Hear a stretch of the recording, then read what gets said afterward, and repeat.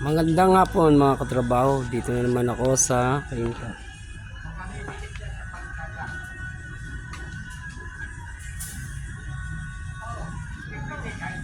Ito na nga pala ang bahay ni Ate Lai. Ito yung gate.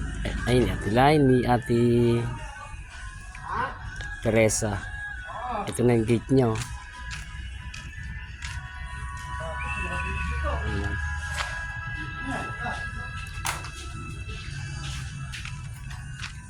Ito yung fence niya.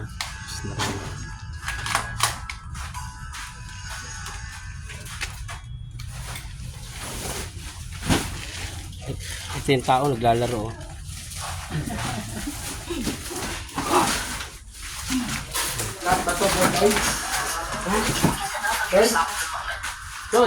Dato, hindi. Yung pula na, kuya. Wala ito.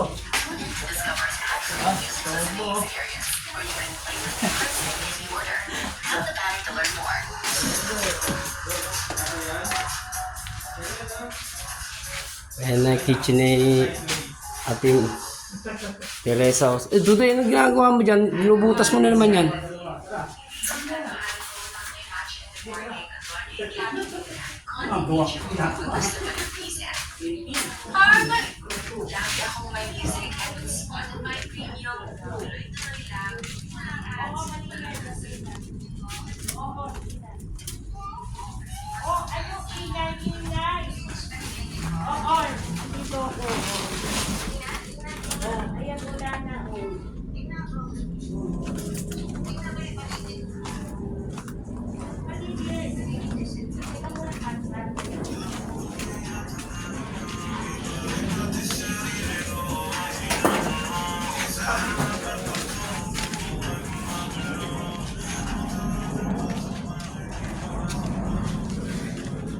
Ayan, tapos na rin kami sa labas.